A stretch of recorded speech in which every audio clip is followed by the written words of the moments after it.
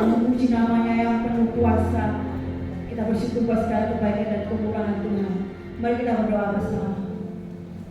Bapa yang baik, terima kasih Tuhan Yesus buat hari ini. Tuhan berikan kembali buat kami Tuhan, untuk kami datang di bawah kaki-Mu, bersujud menyembah-Mu, memuji-Mu Tuhan.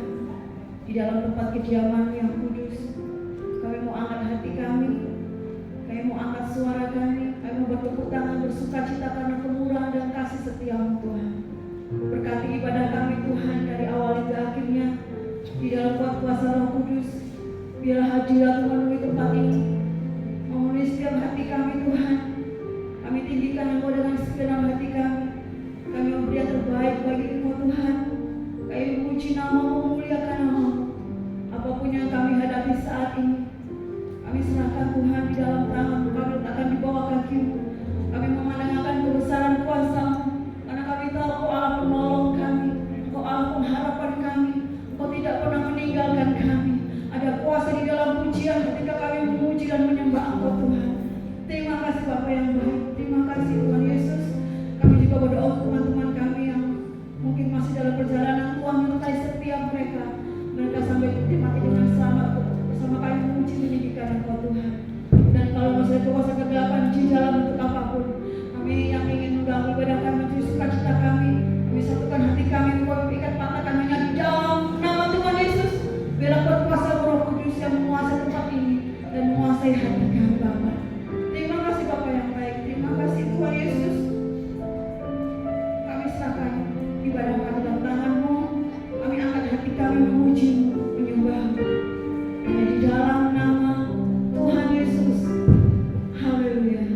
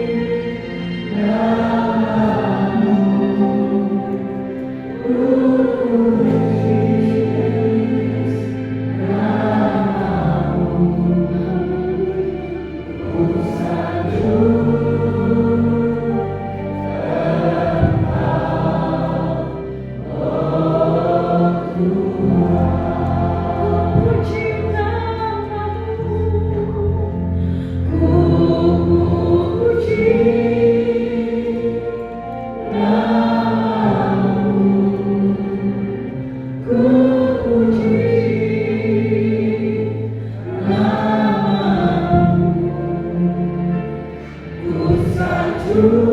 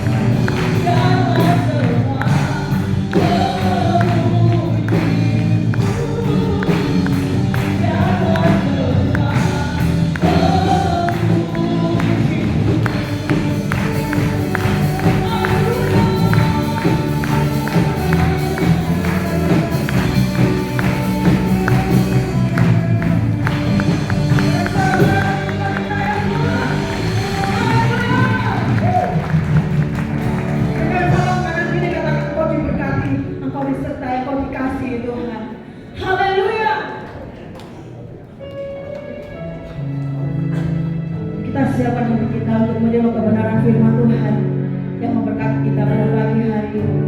Kita angkat hati kita bersama-sama. Kita katakan,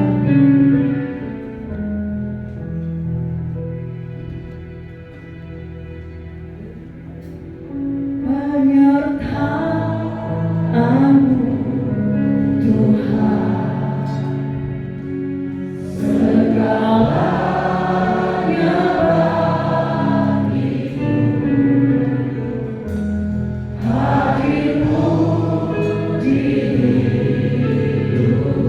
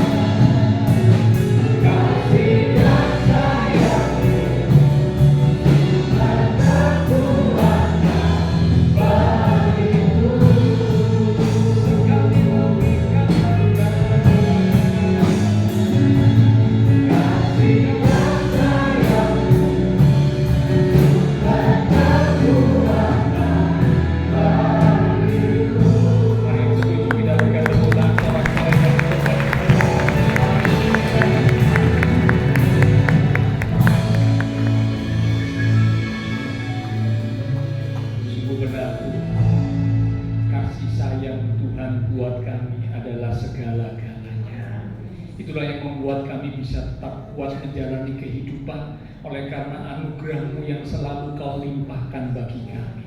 Terima kasih buat kesempatan pagi hari ini. Dengan penuh syukur dan sukacita kami datang di rumah Tuhan. Kami persembahkan pujian kami. Biarlah setiap pujian yang kami sampaikan boleh menyenangkan hati Tuhan. Bahkan Kau berkenan hadir di tengah-tengah ibadah kami, bersemayam di atas pujian umat. Kami hargai, kami hormati kehadiran Tuhan. Kami buka hati kami lebih lagi. Bahkan kami ambil sikap seperti Maria untuk duduk diam di bawah kaki Tuhan. Bila dengan hati yang haus, hati yang rindu akan kebenaran firman Tuhan, kami boleh menerima ketika benih firman Tuhan itu ditaburkan, itu sungguh boleh tertanam, berakar, bertumbuh, dan berbuah dalam hidup kami. Sehingga firman Tuhan semakin mengubah hidup kami, bahkan mendewasakan iman rohani setiap kami, umat-umat-Mu ya Tuhan. Atas hamba-Mu yang terbatas, dalam Kau urapi hamba-Mu, taruh pikiran dan perkataan Kristus pada diri hamba-Mu. Dalam Tuhan yang berkata-kata melalui mulut bibir hamba-Mu, sampaikan pesan Tuhan bagi setiap kami saat ini. Kami umat-umat Tuhan siap untuk menerimanya. Di dalam nama Tuhan Yesus Kristus, semua yang siap diberkati dengan firman Tuhan bersama kita berkata amin. Shalom Bapak Saudara. Shalom, ya, puji Tuhan. Sebelum kita akan bersekutu dengan tubuh dan darah Tuhan di ibadah hari ini, kita akan sama-sama belajar kebenaran firman Tuhan, di mana judul renungan firman Tuhan pada hari ini adalah tentang iman yang berkualitas. Sekali lagi, iman yang berkualitas. Kita akan buka Alkitab dari Injil Lukas pasal yang ke-18 di ayat yang ke-8. Injil Lukas pasal yang ke-18 di ayat yang ke-8. Saya akan bacakan, bagi saudara bisa melihat menyimak dari Alkitab ataupun menggunakan gadget yang tentunya hanya digunakan untuk membuka Alkitab saja.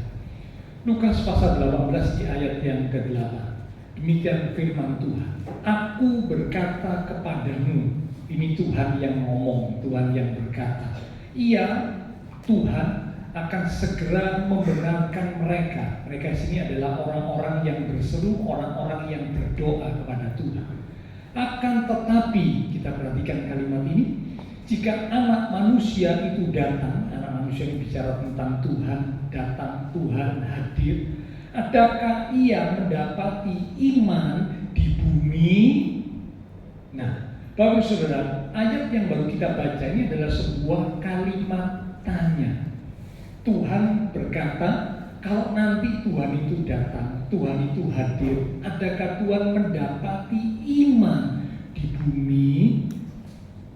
Ini satu kalimat tanya yang tidak perlu kita jawab dengan kata-kata, tapi tentunya kita buktikan apakah ketika Tuhan datang, ketika Tuhan hadir, Tuhan mendapati iman itu ada di diri kita sebagai umat-umatnya. Ya, kita nggak koreksi orang lain, kita nggak lihat orang lain, tapi kita lihat pribadi kita masing-masing. Ya, adakah Tuhan menjumpai, mendapati iman itu tetap ada di dalam diri kita? Sebenarnya banyak manusia ya yang akhir-akhir ini sudah menjadi anak-anak Tuhan. Ya, ini perkembangan kekristenan di muka bumi ini semakin hari semakin banyak. Ya, banyak orang yang menjadi pengikut Tuhan, menjadi anak Tuhan. Ya, tetapi belum tentu orang yang menjadi anak Tuhan itu memiliki iman, bahkan iman yang berkualitas, belum tentu.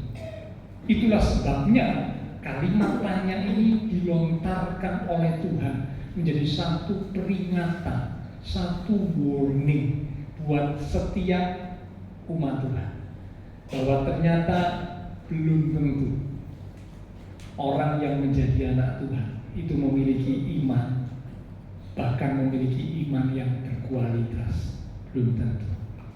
Menurut Kamus Bahasa Indonesia, iman itu adalah kepercayaan dan keyakinan kepada Allah dan disertai dengan ketetapan atau kemantapan hati. Saya ulang ya, menurut Kamus Bahasa Indonesia, iman itu adalah kepercayaan dan keyakinan kepada Allah yang disertai dengan ketetapan atau kemantapan hati. Berarti kalau menurut Kamus Bahasa Indonesia, orang yang beriman dia harus percaya yakin kepada Allah dengan hati yang tetap, dengan hati yang mantap. Tidak boleh goyah, tidak boleh ragu, tidak boleh bimbang, tidak boleh. Tapi harus percaya yakin kepada Allah dengan hati yang tetap, hati yang mantap. Nah, di Ibrani 11 ayat yang pertama dijelaskan iman adalah dasar dari segala sesuatu yang kita harapkan dan bukti dari segala sesuatu yang tidak kita lihat. Itu Ibrani 11 ayat yang pertama berbunyi demikian. Ya, iman adalah dasar dari segala sesuatu yang kita harapkan dan bukti dari segala sesuatu yang tidak kita lihat. Berarti orang yang beriman dia akan memegang teguh dan mengamini dengan segenap hati bahwa Allah yang disembah itu adalah Allah yang hidup, Allah di dalam Kristus yang telah memperdamaikan orang berdosa dengan dirinya. Dengan dirinya ini maksudnya dengan Allah, dengan pribadi Allah. Sehingga seluruh hidup orang beriman dikuasai sepenuhnya oleh keyakinannya kepada Kristus. Saya ulang Saudara ya. Iman berarti ya, tadi dari Kamus Bahasa Indonesia, dari Ibrani pasal 11 bisa menarik satu kesimpulan. Iman berarti memegang teguh dan mengamini dengan segenap hati bahwa Allah yang disembah itu adalah Allah yang hidup. Allah yang hidup berarti Allah yang selalu menepati janji, Allah yang tidak pernah ingkar janji, ya. Allah di dalam Kristus yang telah memperdamaikan orang berdosa dengan dirinya, dengan pribadi Allah. Sehingga seluruh hidup orang beriman dikuasai oleh keyakinannya kepada Kristus. Ya, jadi orang yang beriman hidupnya harus dikuasai sepenuhnya oleh Kristus. Iman yang benar hanya tertuju kepada Tuhan. Sekali lagi ya, iman yang benar hanya tertuju kepada Tuhan. Tidak boleh ada yang lain. Ya, karena itulah dalam salah satu dari 10 perintah Allah, ya, itu salah satunya dikatakan jangan ada padamu ilah lain. Tuhan tidak mau ada Allah lain, ada ilah lain, ya, yang kita sembah, yang kita percaya selain Allah di dalam Tuhan Yesus Kristus. Tidak boleh ada yang lain. Sebab Allah itu Allah yang cemburu. Dia tidak mau umatnya menduakan Dia, tidak mau. Satu-satunya yang boleh dipercaya hanya Allah. Iman yang benar hanya tertuju kepada Tuhan, hanya tertuju pada Allah. Maka iman yang berkualitas adalah iman yang bisa berkenan di hadapan Tuhan. Iman yang benar tertuju kepada Tuhan, hanya tertuju pada Tuhan. Berarti iman ini bicara tentang hubungan umat Tuhan dengan Tuhan. Maka iman yang berkualitas yang seharusnya dimiliki oleh setiap umat Tuhan adalah iman yang harus berkenan di hadapan Tuhan. Iman yang bisa memperkenan hati Tuhan. Sehingga dengan iman yang berkualitas ini, umat Tuhan mampu menggetarkan hati Tuhan. Umat Tuhan mampu menarik belas kasihan Tuhan, dan umat Tuhan mampu menggerakkan kuasa Tuhan. Saya ulang satu ya. Jadi iman yang berkualitas, karena iman yang benar kan hanya tertuju pada Tuhan, tidak boleh ada yang lain. Berarti iman ini bicara hubungan umat Tuhan dengan Tuhan. Maka iman yang berkualitas adalah iman yang harus berkenan di hadapan Tuhan. Iman yang bisa membuat umat Tuhan itu berkenan di hadapan Tuhan. Itulah iman yang berkualitas. Iman yang berkualitas ini mampu menggetarkan Tuhan.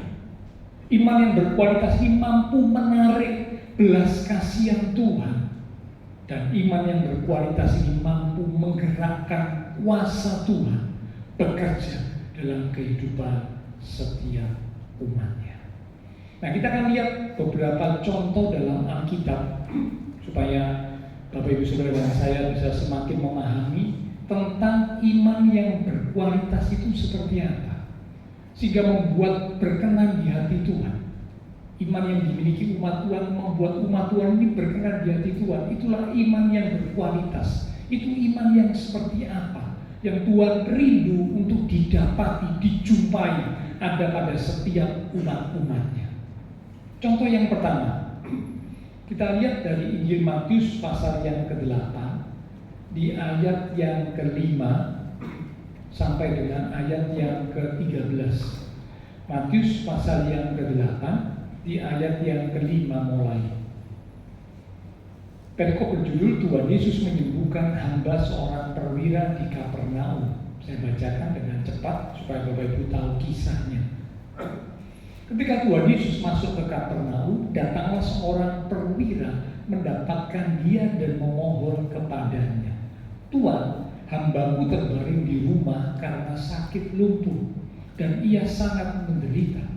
Tuhan Yesus berkata kepadanya, "Aku akan datang menyembuhkannya." Tetapi jawab perwira itu kepadanya, kepada Tuhan, "Tuhan, aku tidak layak menerima Tuhan di dalam rumahku. Katakan saja sepatah kata, maka hambaku itu akan sembuh. Sebab aku sendiri seorang bawahan, dan di bawahku ada pula prajurit. Jika aku berkata kepada salah seorang prajurit itu, 'Pergi,' maka ia pergi. Dan kepada seorang lagi, 'Datang,' maka ia datang. Ataupun kepada hambaku, 'Kerjakanlah ini,' maka ia mengerjakannya." Setelah Tuhan Yesus mendengar hal itu, mendengar ucapan dari sang perwira ini, heranlah ia dan berkata kepada mereka yang mengikutinya, "Aku berkata kepadamu, sesungguhnya iman sebesar ini," nah, iman sebesar ini bicara iman yang berkualitas, "tidak pernah aku jumpai pada seorang pun di antara orang Israel. Aku berkata kepadamu, banyak orang akan datang dari timur dan barat dan duduk makan bersama-sama dengan Abraham, Ishak, dan Yakub di dalam kerajaan surga. Sedangkan anak-anak kerajaan itu," ini bicara tentang orang Israel, "akan dicampakkan ke dalam kegelapan yang paling gelap. Di sanalah akan terdapat ratap dan kertak gigi." Lalu Tuhan Yesus berkata kepada perwira itu, "Pulanglah dan jadilah kepadamu seperti yang engkau percaya, seperti yang engkau imani." Maka pada saat itu juga sembuhlah hambanya. Ini salah satu kisah di mana ada ucapan Tuhan Yesus yang menunjukkan bahwa Tuhan itu kagum. Begitu kagumnya Tuhan sampai Tuhan berkata, "Aku tidak pernah menjumpai iman sebesar ini di antara orang Israel." Kita tahu bahwa orang Israel itu umat pilihan, ya, Abraham, Ishak, Yakub, lalu 12 suku, lalu orang Israel. Umat pilihan, bangsa pilihan, ya. Tetapi ternyata pada peristiwa ini Tuhan bilang iman seperti yang dimiliki si perwira Kapernaum tidak pernah dijumpai, tidak pernah ada di antara orang Israel. Jadi kita bisa tahu saudara, berarti tadi statement Tuhan, "Kalau aku datang, adakah aku menjumpai iman di bumi ini?" Berarti statement Tuhan itu memang benar-benar terjadi pada saat ini. Maksud saya pada saat ini ditulis kisah yang baru kita baca ya, di Matius pasal yang ke-8. Dan dijumpai iman yang sebesar ini, iman yang berkualitas, tidak dijumpai di antara orang Israel. Dan saya khawatir, ya, saya khawatir saudara kalau umat-umat Tuhan tidak sungguh-sungguh, ya, memiliki iman yang berkualitas. Statement Tuhan, statement pertanyaan tadi ya, "Kalau aku datang, adakah aku menjumpai iman di bumi?" itu kembali terulang. Karena ternyata sulit didapatkan umat Tuhan yang memiliki iman yang berkualitas. Nah, iman yang berkualitas itu seperti apa? Yang pertama, dari kisah perwira di Kapernaum ini kita bisa lihat bahwa iman yang berkualitas itu yang pertama, mampu mengatasi rintangan. Mampu mengatasi rintangan. Perwira Kapernaum ini dia adalah seorang yang punya kedudukan, dan dia bukan orang Israel, dia adalah orang Romawi. Karena waktu itu Israel dijajah oleh kerajaan Romawi. Nah, perwira Kapernaum ini salah satu dari bagian penjajah, yaitu orang Romawi, perwira Romawi. Ya. Nah, bagi orang Yahudi, ya, bagi orang Yahudi atau orang Israel, ya, Tuhan Yesus kan lahir di orang Yahudi, ya, lahir dalam wujud manusia Israel, Yahudi. Nah, bagi orang Yahudi itu mereka tuh tidak boleh kumpul, mereka tuh tidak boleh bersama, mereka tuh tidak boleh masuk ke dalam rumahnya orang asing, rumahnya orang yang dianggap itu kafir, tidak boleh. Nah, sebab itu sudah bisa tahu ya, mengapa kalau Tuhan Yesus datang ke rumah orang asing, waktu Tuhan berbicara dengan wanita Samaria itu terkejut. Mengapa kok engkau orang Yahudi berbicara dengan aku? Nah, karena waktu itu terjadi peristiwa atau kebiasaan seperti itu. Orang Yahudi, orang Israel menganggap dirinya begitu tinggi sebagai umat pilihan, sebagai bangsa pilihan. Dirinya begitu tinggi, dirinya begitu hebat, sehingga dia memandang rendah bangsa lain. Bangsa lain itu semuanya dianggap bangsa asing, bangsa kafir. Jadi mereka tidak pernah mau bergaul, mereka tidak pernah mau berkumpul, mereka juga tidak terlalu sering mau berbicara dengan orang yang dianggap orang asing, orang kafir, itu tidak mau. Apalagi masuk ke rumah orang asing, orang kafir, tidak mau. Ya. Masuk di rumah pemungut cukai saja, waktu Tuhan masuk, orang Farisi langsung bilang, kenapa itu kok Tuhan Yesus masuk ke rumah orang berdosa? Nah, itu tradisi kebiasaan waktu itu seperti itu. Jadi saudara bisa pahami bahwa perwira Kapernaum itu ketika dia hendak menjumpai Tuhan Yesus untuk masalah hambanya yang sakit, lumpuh dan sangat menderita, buat perwira Kapernaum ini satu tantangan. Ya, dia harus merendahkan dirinya begitu rupa. Dia seorang perwira, punya kedudukan tinggi, tapi dipandang sebagai orang kafir oleh orang Yahudi. Maka kalau dia mau datang pada Tuhan Yesus, dia harus merendahkan dirinya begitu rupa. Ini satu tantangan yang berat buat perwira Kapernaum. Ditambah lagi, kebutuhannya bukan untuk dia pribadi, bukan. Kebutuhan dia datang kepada Tuhan Yesus minta pertolongan itu untuk hambanya. Biasanya orang itu cuek. Kalau untuk kepentinganku, ya aku akan berdoa sungguh-sungguh. Tapi kalau untuk kepentingan keperluan orang lain, emangnya gua pikirin urusannya, mau jatuh, mau hancur, mau buyar, terserah. Pokok yang penting aku jaya, aku sukses, aku selamat. Yang penting aku. Tapi perwira ini tidak. Jadi ini benar-benar satu perjuangan buat perwira ini. Ini tantangan yang besar, dia harus berjuang. Dia harus merendahkan diri, plus dia datang ini bukan untuk dirinya, tapi untuk orang lain. Jadi sudah bisa bayangkan, ini bukan hal yang mudah buat perwira ini datang kepada Tuhan Yesus. Tapi dia mampu, dia mengatasi rintangan itu dia datang kepada Tuhan dan minta pertolongan. Nah, waktu setelah dia ngomong, dia ceritakan ya kebutuhannya, keperluannya, yaitu untuk hambanya si perwira yang sakit. Tuhan langsung respon, karena Tuhan tahu yang ada di hati perwira ini, punya belas kasihan yang begitu luar biasa kepada hambanya, sampai perwira ini rela datang. Ya.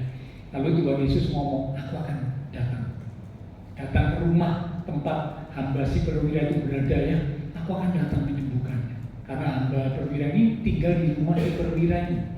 Ya, tapi perwira itu berkata, aku tidak layak menerima Tuhan. Nah, Saudara bisa tahu ya, mengapa dia bilang tidak layak? Karena dia sadar dia ini orang kafir, bukan orang Israel. Nah, kebudayaan orang Israel, kebiasaan orang Israel waktu itu tidak boleh masuk ke rumah orang kafir, itu tidak boleh. Jadi karena itu perwira ini sadar, perwira ini bilang aku tidak layak menerima Tuhan di rumah. Cukup katakan sepatah kata saja, hambaku terkasih. Wah, membuat Tuhan Yesus kaku. Ya, kuasa Tuhan tidak dibatasi oleh ruang, oleh tempat, oleh waktu. Tidak, kuasa Tuhan tidak dibatasi. Sehingga walaupun jarak di mana saat perwira ini bertemu dengan Tuhan Yesus, dengan rumah perwira itu cukup jauh, tidak dekat. Tuhan Yesus tidak berjumpa langsung dengan hamba perwira itu.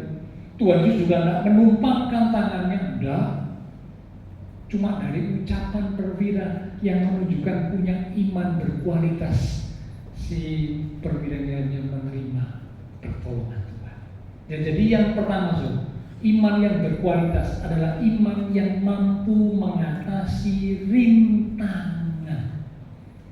Rintangan seberat, sehebat, sebesar apapun mampu diterobos oleh iman yang berkualitas.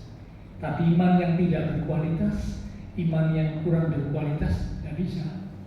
Waktu ada rintangan, tidak bisa nembus, tidak bisa. Iman yang kurang berkualitas atau bahkan iman yang tidak berkualitas akan dikalahkan oleh rintangan. Ya, satu contoh lagi, sudah nanti bisa baca ya, Markus 2 ayat 1 sampai 12. Markus 2 ayat 1 sampai 12, sudah bisa baca di rumah. Itu kisah 4 orang yang mengangkat orang lumpuh di atas tilam.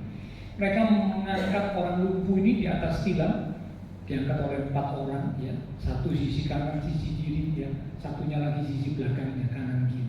Jadi 4 sisi diangkat masing-masing oleh 1 orang. Nah, mereka berempat sepakat membawa orang lumpuh ini, mungkin temannya, ya. Mereka iba kepada si lumpuh ini, tapi si lumpuh ini tidak bisa jalan, namanya lumpuh. Nah, mereka dengar berita tentang Tuhan Yesus yang sanggup buat mujizat. Maka si lumpuh dan 4 orang temannya ini ingin mengalami mujizat Tuhan. 4 orang temannya ingin melihat temannya yang lumpuh ini sembuh. Maka dibawa kepada Tuhan Yesus. Waktu Tuhan Yesus ada di sebuah rumah itu penuh dengan orang, berjejal-jejal orang. Sehingga mau masuk otomatis nggak bisa. Nah, kalau penuh berjejal-jejal orang, jangan lagi membawa tilam. Masuk dan bawa apa-apa aja sudah sulit, apalagi membawa tilam. Pasti tidak mungkin. Pasti sangat sulit sekali, tidak mungkin. Nah, 4 orang ini tidak putus asa. Dia bawa itu temannya yang lumpuh di atas tilam itu, ya. Dia bawa naik ke atap. Naik ke atap membawa beban. Itu tidak mudah. Naik ke atap membawa badan kita sendiri saja sudah sulit. Apalagi kalau badannya gemuk, wah semakin sulit, ya kan? Naik ke atap bawa badan sendiri aja sudah susah. Apalagi bawa orang lumpuh di atas tilam, semakin sulit. Tapi rintangan tidak menghalangi 4 orang yang untuk tetap membawa teman mereka yang lumpuh naik ke atap, naik ke genteng gitu, ya. Dengan tujuan apa? Supaya mereka bisa mempertemukan yang lumpuh ini dengan Tuhan Yesus.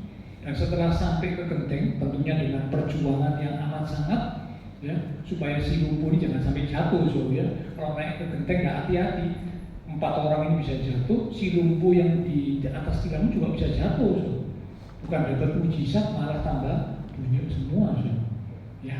Tapi mereka berhati-hati, berjuang begitu rupa sampai naik di atap, lalu diturunkan, atapnya dibuka, dibongkar, diturunkan, dan persis diturunkan itu tepat di depan Tuhan Yesus.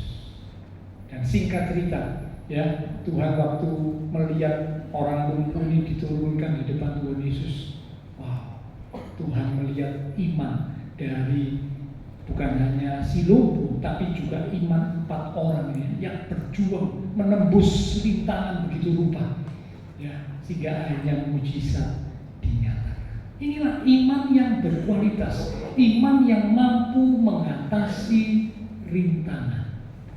Yang kedua, Iman yang berkualitas adalah iman yang mampu mengatasi penundaan, bahkan kehilangan. Sekali lagi, iman yang mampu mengatasi penundaan, bahkan kehilangan. Mari kita lihat Lukas pasal 8 di ayat yang ke-40 sampai dengan ayat yang ke-56. Lukas 8 ayat 40 mulai. Perikop berjudul Tuhan Yesus membangkitkan anak Yairus dan menyembuhkan seorang perempuan yang sakit pendarahan. Ketika Tuhan Yesus kembali, orang banyak menyambut dia sebab mereka semua menanti-nantikan dia. Maka datanglah seorang yang bernama Yairus. Ia adalah kepala rumah ibadat. Sambil tersungkur di depan kaki Tuhan Yesus, ia memohon kepadanya supaya Tuhan Yesus datang ke rumahnya. Ya, jadi kalau tadi si perwira itu justru jangan datang Tuhan, aku tidak layak, cukup ucapkan sepatah kata. Tapi kalau ini Yairus minta Tuhan datang. Ya, karena anaknya perempuan yang satu-satunya yang berumur kira-kira 12 tahun hampir mati. Dalam perjalanan ke situ, Tuhan Yesus didesak-desak orang banyak. Adalah seorang perempuan yang sudah 12 tahun menderita pendarahan dan yang tidak berhasil disembuhkan oleh siapapun, yang maju mendekati Tuhan Yesus dari belakang dan menjamah jubah-jubahnya. Dan seketika itu juga berhentilah pendarahannya. Lalu kata Tuhan Yesus, siapa yang menjamah aku? Dan karena tidak ada yang mengakuinya, berkatalah Petrus, Guru, orang banyak mengerumuni dan mendesak engkau. Tetapi Tuhan Yesus berkata, ada seorang yang menjamah aku, sebab aku merasa ada kuasa yang keluar dari diriku. Ketika perempuan itu melihat bahwa perbuatannya itu ketahuan, ia datang dengan gemetar, tersungkur di depan Tuhan Yesus dan menceritakan kepada orang banyak apa sebabnya ia, si perempuan ini, menjamah Tuhan Yesus, dan bahwa ia seketika itu juga menjadi sembuh. Maka katanya kepada perempuan itu, hai anakku, imanmu telah menyelamatkan engkau, pergilah dengan selamat. Ketika Tuhan Yesus masih berbicara dengan perempuan yang sembuh ini, datanglah seorang dari keluarga Yairus, kepala rumah ibadat itu, dan berkata, anakmu sudah mati. Jangan lagi engkau menyusah-nyusahkan guru.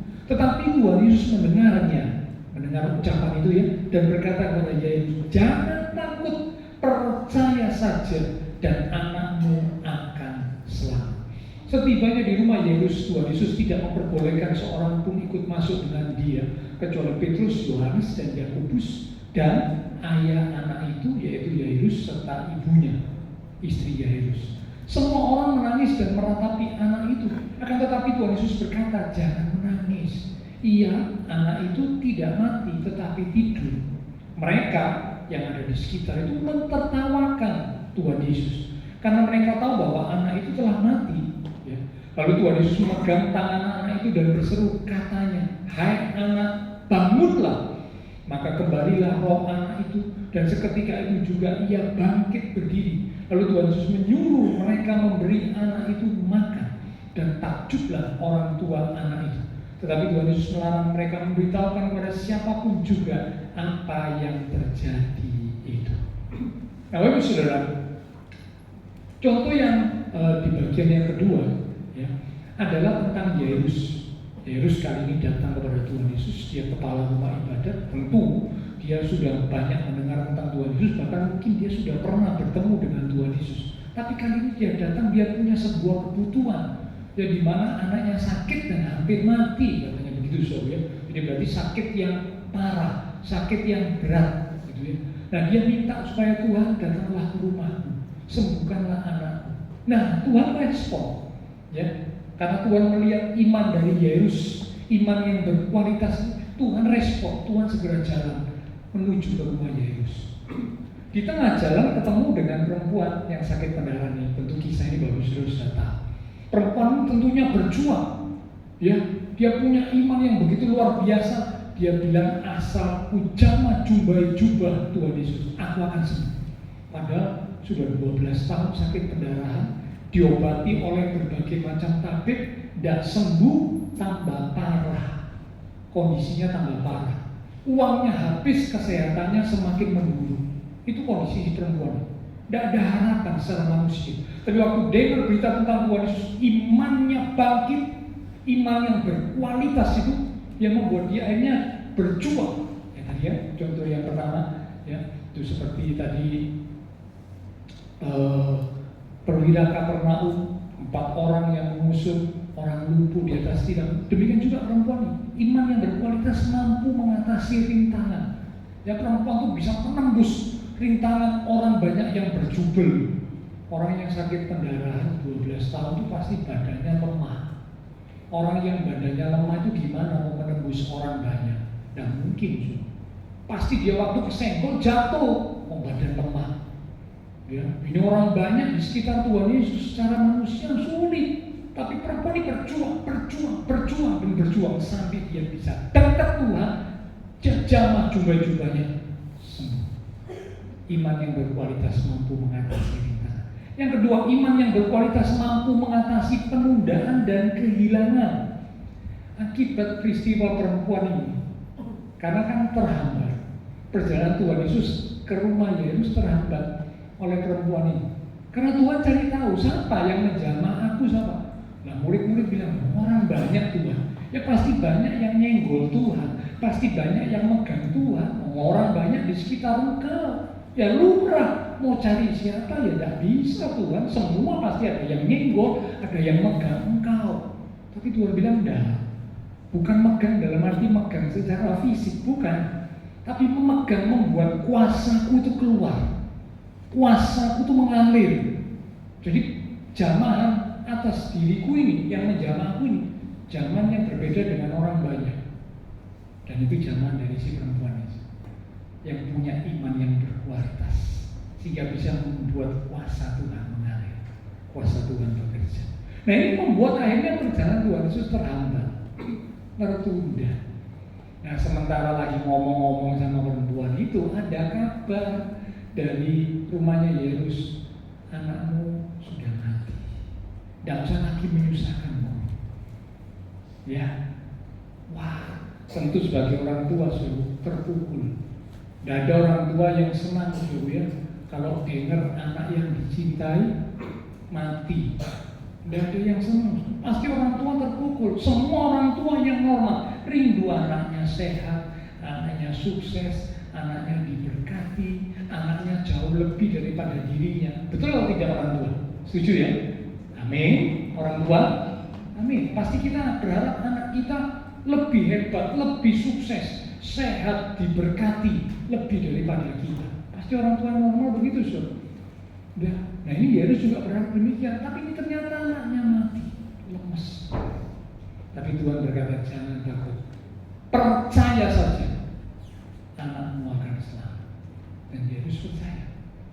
Karena itulah Yesus tetap tidak dengar omongan dari orang rumah yang membawa kabar itu. Yesus bersama Tuhan Yesus ke rumah Yesus.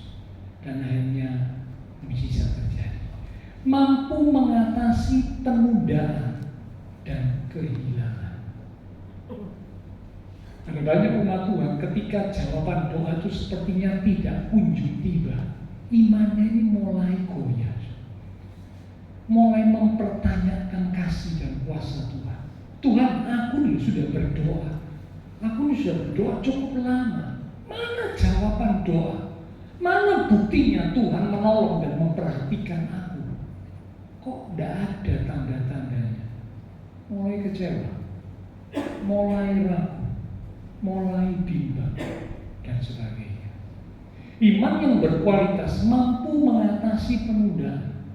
Sekalipun kelihatannya tertunda, namun bisa tetap menanti, menunggu dengan sabar. Karena percaya bahwa Tuhan membuat segala sesuatu menjadi indah pada waktunya. Itu iman yang berkualitas. Tapi iman yang tidak berkualitas, iman yang kurang berkualitas mulai goyang gitu. Mulai goyah, mulai bimbang, mulai mempertanyakan Tuhan. Apalagi kalau mengatasi kehilangan, wow, kehilangan, waduh. Kalau menemukan sesuatu semua orang senang. Tapi kalau kehilangan sesuatu yang berharga, wah ini pukulan. pukulan yang berat. Tapi iman yang berkualitas mampu mengatasi kehilangan. Bahkan kehilangan sesuatu yang berharga pun mampu diatasi oleh iman yang berkualitas. Nah, ini kita tanya ya sama diri kita. Kalau Tuhan izinkan ada penundaan, atau kalau Tuhan izinkan kita sebagai umat Tuhan kehilangan sesuatu yang berharga, apakah kita tetap beriman dengan iman yang berkualitas kepada Tuhan? Atau mulai kita goyah, mulai kita ragu, mulai kita mempertanyakan Tuhan? Bapak Ibu Saudara dan saya yang bisa menjawab bukan dengan perkataan, tapi dengan bukti.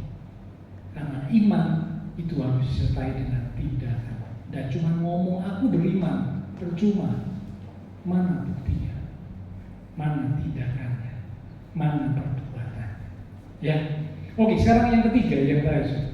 Jadi yang pertama, iman yang berkualitas mampu mengatasi rintangan, seperti perwira Kapernaum, seperti 4 orang yang mengangkat orang lumpuh di atas tilam, seperti perempuan yang sakit pendarahan tadi. Yang kedua, iman yang berkualitas mampu mengatasi penundaan, bahkan kehilangan sesuatu yang sangat berharga, seperti Yesus.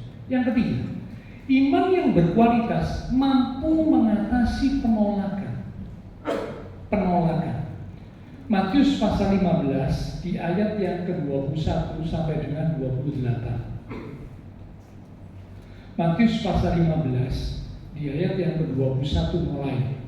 Perikop berjudul perempuan Kanaan yang percaya. Lalu Tuhan Yesus pergi dari situ dan menyingkir ke daerah Tirus dan Sidon. Maka datanglah seorang perempuan Kanaan. Nah, perempuan Kanaan berarti perempuan kafir ya, bukan orang Yahudi. Dari daerah itu dan berseru, kasihanilah aku ya Tuhan, anak Daud, karena anakku perempuan kerasukan setan dan sangat menderita. Ini orang tua yang berharap anaknya bisa sembuh, anaknya bisa sehat. Tetapi Tuhan Yesus sama sekali tidak menjawabnya. Lalu murid-muridnya datang dan meminta kepada Tuhan Yesus, suruhlah ia pergi. Ia mengikuti kita dengan berteriak-teriak. Jadi murid-murid merasa terganggu gitu ya, ngomong kepada Tuhan Yesus, ini perempuan ini suruh pergi aja, Tuhan ganggu gitu, kira-kira begitu ya. 24, jawab Tuhan Yesus. Nah, lalu Tuhan ngomong kepada si perempuan kafir, si perempuan Kanaan, aku diutus hanya kepada domba-domba yang hilang dari umat Israel. Sepertinya kayak ngusir, ya, ngusir tapi ngusir secara halus. Kan Tuhan bilang, kamu itu bukan orang Israel, kamu itu orang kafir. Aku ini datang cuma untuk orang Israel. Sorry ya, aku tidak datang untuk kamu. Nah, sepertinya ngusir secara halus. Sepertinya loh ya, sepertinya. Padahal Tuhan bukan ngusir, Tuhan ini muji. Lanjut ya, 25. Tetapi perempuan itu mendekat, dapat perkataan yang tidak enak itu, tidak membuat perempuan itu menjauh, tapi perempuan itu justru mendekat dan menyembah dia. Nah, mestinya kan menjauh, buat apa menyembah orang yang seperti ini? Nah, mestinya kan gitu sih. Orang yang tidak mau ngomong, ngusir secara halus, buat apa datang mendekat dan menyembah? Tidak ada gunanya. Mestinya begitu. Tapi perempuan ini luar biasa. Tetapi perempuan itu mendekat dan menyembah dia sambil berkata, Tuhan, tolonglah aku. Tetapi Tuhan Yesus menjawab, tidak patut mengambil roti yang disediakan bagi anak-anak dan melemparkannya pada anjing. Wah, ini penolakan yang kedua. Ya, tidak patut. Ya. Kata perempuan itu, benar Tuhan, namun anjing itu makan remah-remah yang jatuh dari meja Tuhan. Maka Tuhan Yesus menjawab dan berkata kepadanya, hai ibu, besar iman, maka jadilah kepadamu seperti yang kau kehendaki. Ya, ada kata besar iman, berarti iman yang berkualitas. Dan seketika itu juga anaknya sembuh. Lalu yang ketiga, iman yang berkualitas mampu mengatasi penolakan. Adalah iman yang teruji, seperti perempuan ini. Diuji lewat beberapa tahapan yang tadi sudah kita baca. Saya tidak perlu jelaskan lebih detail, Bapak Ibu sudah baca kisahnya pasti sudah tahu. Punya gambaran ini ujiannya perempuan ini berat ya.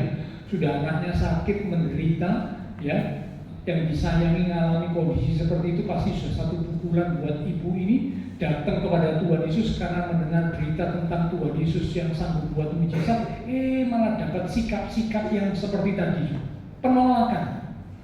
Tapi perempuan ini mampu mengatasi penolakan. Iman yang teruji, itulah iman yang berkualitas, sehingga akhirnya Tuhan sampai mengucapkan, besar iman, jadilah kepadamu seperti yang kau kehendaki. Bapak Saudara, iman yang berkualitas punya ciri yang pertama, dia mampu mengatasi rintangan. Yang kedua, dia mampu mengatasi penundaan, bahkan kehilangan sesuatu yang berharga. Dan iman yang berkualitas mampu mengatasi penolakan. Ya, Tuhan rindu setiap kita sebagai umat-umat Tuhan. Ketika Tuhan hadir, Tuhan datang, Tuhan menjumpai iman yang berkualitas. Itu ada dalam diri kita. Ya, supaya jangan sampai pertanyaan tadi, adakah aku menjumpai iman ketika aku datang? Maksudnya iman yang berkualitas. Seperti orang Israel waktu itu, tidak banyak, hampir tidak ada yang punya iman berkualitas. Tuhan rindu itu bisa ada dijumpai pada kita. Kaget saya, tiba-tiba ada yang ngomong gitu ya. Oke, kita baca ayat yang terakhir, Roma pasal 4 di ayat yang ke-19 sampai dengan ayat yang ke-25. Roma 4 ayat 19 sampai 25. Tadi pelayan mimbar, pelayan bersama kudus bisa bersiap. Roma 4 ayat 19 sampai 25. Demikian firman Tuhan. Imannya tidak menjadi lemah, imannya Abraham maksudnya ya.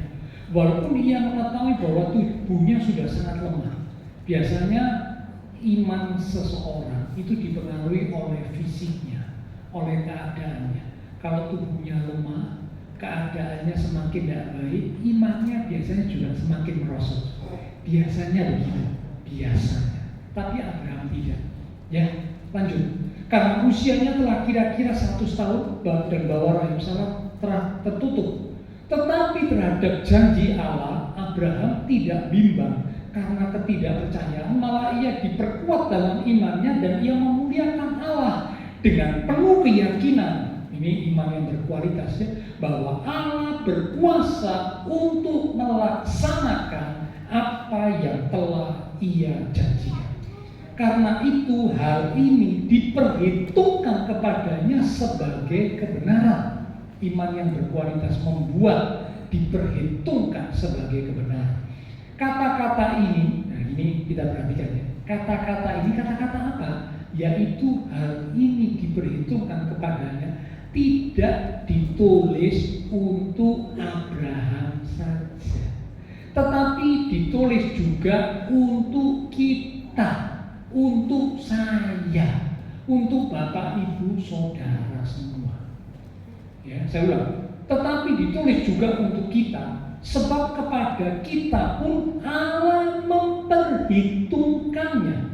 Karena kita percaya kepada Dia yang telah membangkitkan Yesus Tuhan kita dari antara orang mati, yaitu Tuhan Yesus yang telah diserahkan karena pelanggaran kita dan dibangkitkan karena pembenaran kita.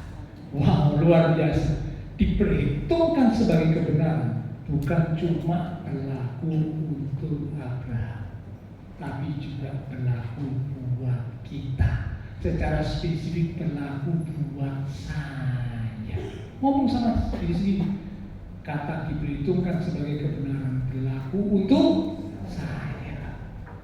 Saya. Ya, ada 3 unsur iman dari kisah Abraham sebenarnya. Unsur iman yang pertama itu taat.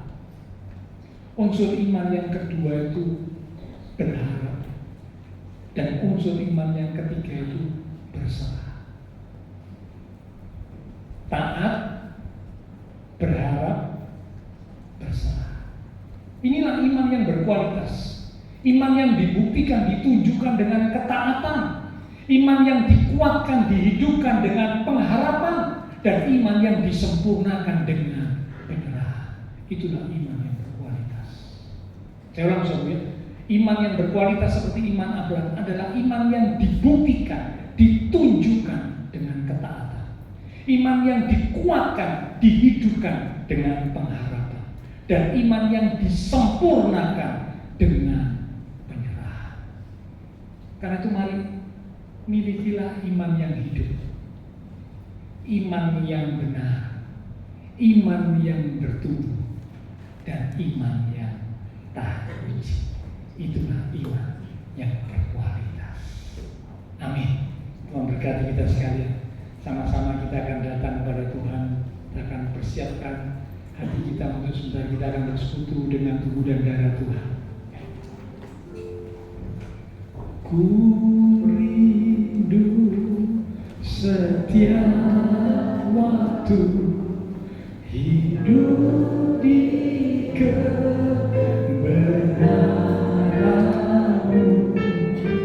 Bukan dengan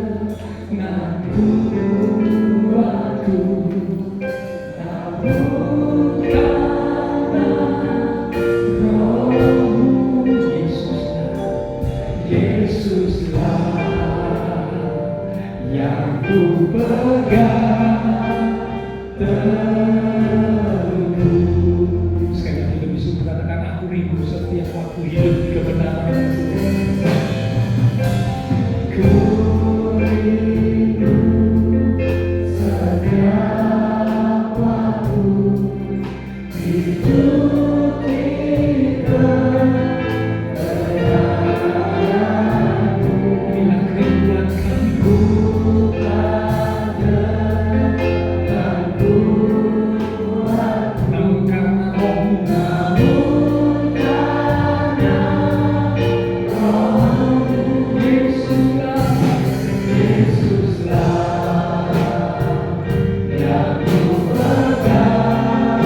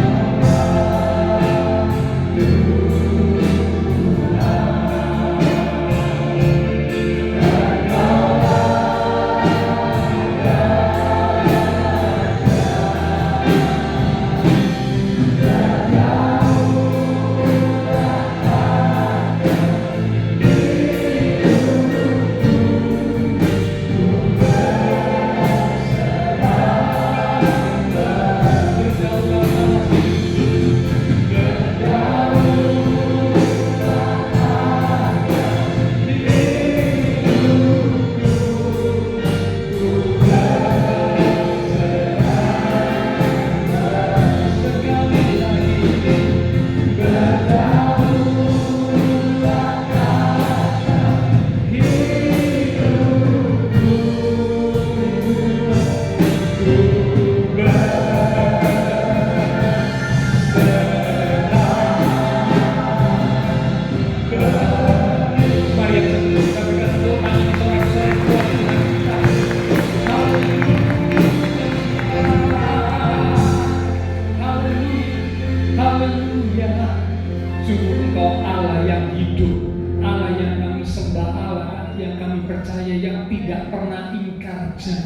yang selalu menepati dan membuktikan setiap janji-janji-Mu selalu digenapi Karena Tuhan, biarlah iman setiap kami sebagai umat-umat Tuhan adalah iman-iman yang berkualitas.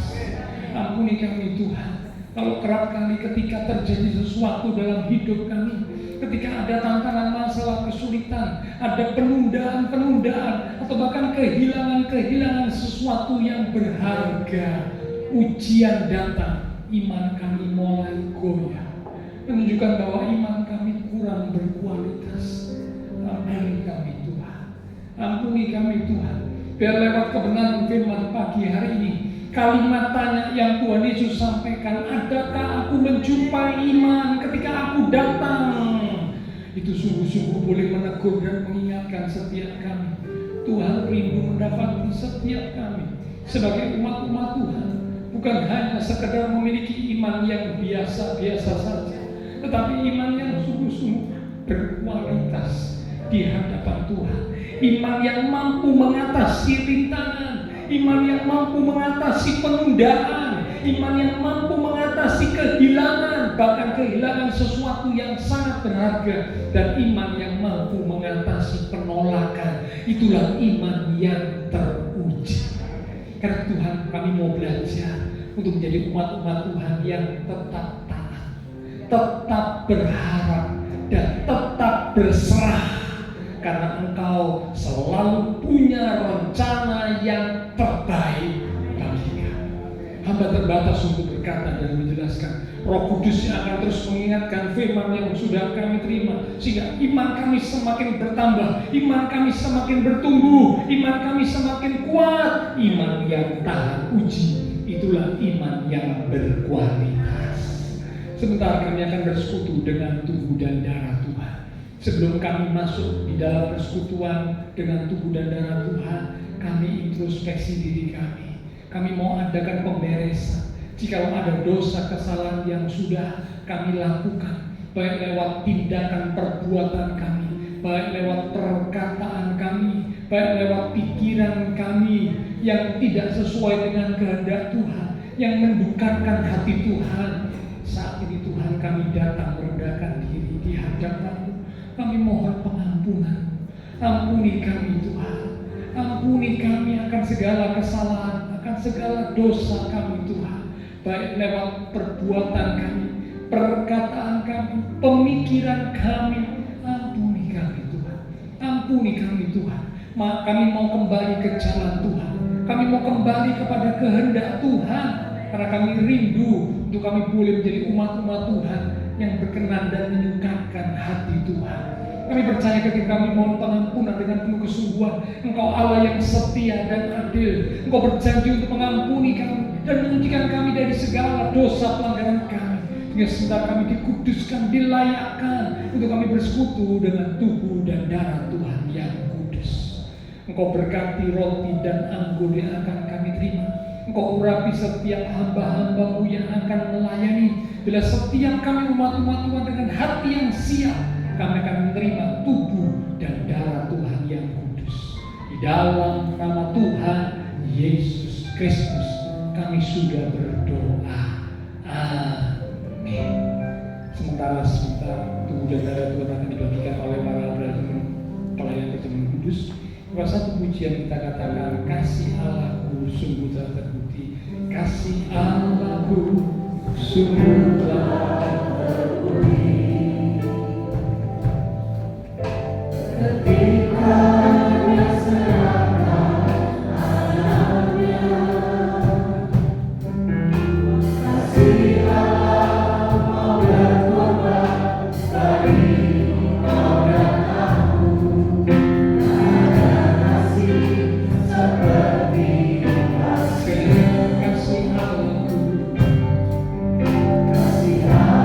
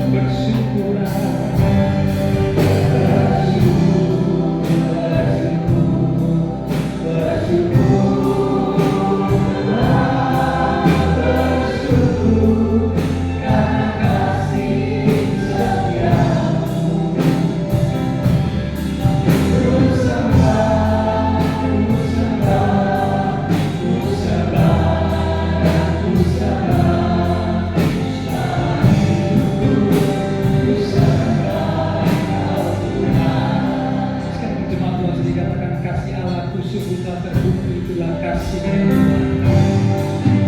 Kasih Allah yang sudah menerima tubuh dan darah Tuhan, silakan panggil berdiri. Yang belum tetap tinggal duduk supaya dapat diketahui hasilnya dan cara pelayanan bersama Kudus. Kasih Allah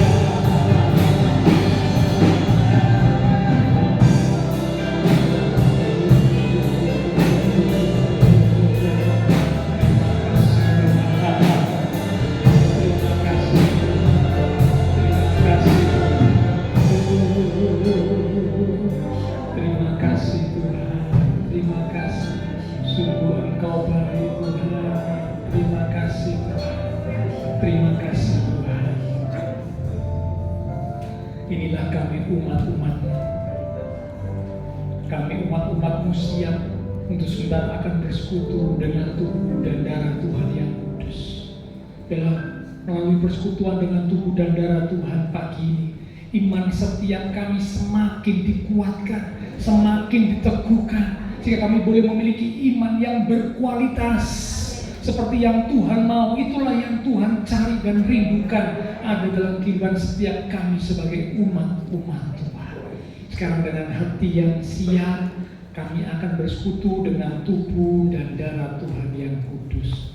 Mari Bapak Ibu Saudara kekasih-kekasih Tuhan, kita angkat roti yang adalah tubuh Tuhan lebih tinggi dari kepala kita. Kita akan dengar firman Tuhan yang terambil dari 1 Korintus pasal yang ke-11 di ayat yang ke-23 mulai. Demikian firman Tuhan berkata, sebab apa yang telah kuteruskan kepadamu telah aku terima dari Tuhan, yaitu bahwa Tuhan Yesus pada malam waktu ia diserahkan mengambil roti, dan sesudah itu ia mengucap syukur atasnya, ia memecah-mecahkannya dan berkata, inilah tubuhku yang diserahkan bagi kamu. Perbuatlah ini menjadi peringatan akan aku. Saudara, roti yang telah dipecah-pecahkan, dan sebentar kita akan makan bersama-sama. Bukankah ini adalah persekutuan dengan tubuh Kristus? Amin. Mari kita akan makan bersama-sama, katakan dengan iman dalam nama Tuhan Yesus Kristus. Haleluya.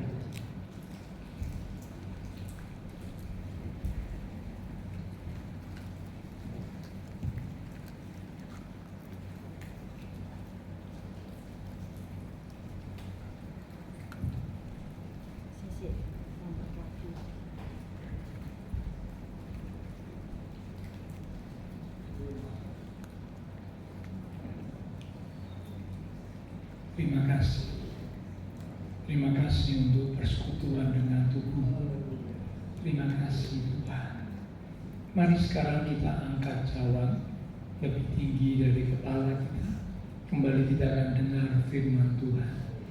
Demikian juga ia mengambil cawan sesudah makan, lalu berkata, cawan ini adalah perjanjian baru yang dimeteraikan oleh darahku. Itulah darah perjanjian yang ditumpahkan untuk pengampunan dosa. Perbuatlah ini setiap kali kamu meminumnya menjadi peringatan akan aku. Saudara, cawan yang telah kita mintakan berkat atasnya, dan sebentar kita akan minum bersama-sama. Bukankah ini adalah persekutuan dengan darah Kristus? Amin. Mari kita akan minum bersama-sama, katakan dengan iman dalam nama Tuhan Yesus Kristus. Haleluya. Terima kasih Tuhan. Terima kasih. Kami bersyukur. Terima kasih Tuhan. Terima kasih Tuhan. Terima kasih Tuhan. Haleluya. Terima kasih Tuhan. Terima kasih Tuhan. Mari naikkan syukur. Sekali kita naikkan syukur kita kepada Tuhan. Katakan terima kasih untuk persekutuan dengan tubuh dan darah Tuhan. Terima kasih.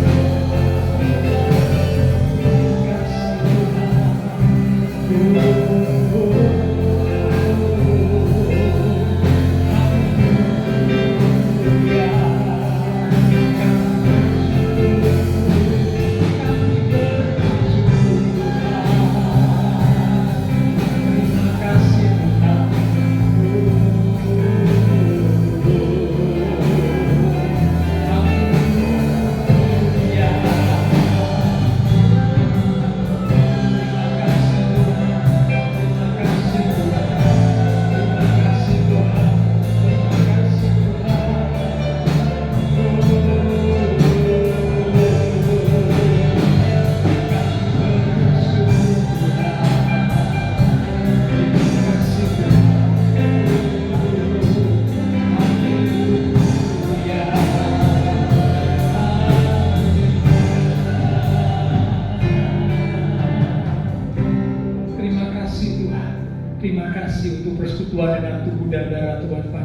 Kami percaya melalui persekutuan dengan tubuh dan darah Tuhan, maka kekuatan kasih dan kuasa-Mu sudah mengalir atas setiap kami, sehingga yang sakit di disembuhkan, yang lemah dikuatkan, yang susah dihiburkan. Bahkan yang sedang menghadapi masalah, tantangan, kesulitan, bersama dengan Tuhan kami akan mendapatkan jalan keluar. Kami akan meraih kemenangan, sebab Engkau Allah pemenang yang menjamin memberikan kemenangan buat setiap kami. Kami percaya berkat-Mu sudah dicurahkan atas setiap kami. Diberkati iman rohani kami, diberkati keluarga rumah tangga kami, diberkati usaha pekerjaan kami, diberkati studi sekolah kami, diberkati kesehatan kami. Bahkan Kau menyediakan masa depan yang indah penuh dengan pengharapan. Terima kasih Tuhan. Berkati semua yang sudah melayani, persembahan yang dipersembahkan, apapun yang dilakukan setiap umat-Mu, karena mengasihi Engkau Allah sumber segala berkat akan memberkati kembali. Berdoa pula memberkati bangsa negara kami Indonesia, pemimpin-pemimpin bangsa kami, kota kami Surabaya, bahkan juga tetangga lingkungan sekitar gereja Tuhan. Memberkati setiap jemaat Tuhan yang berulang tahun sepanjang minggu ini, dengan pertambahan usia membawa kami semakin cinta Tuhan. Terima kasih Tuhan.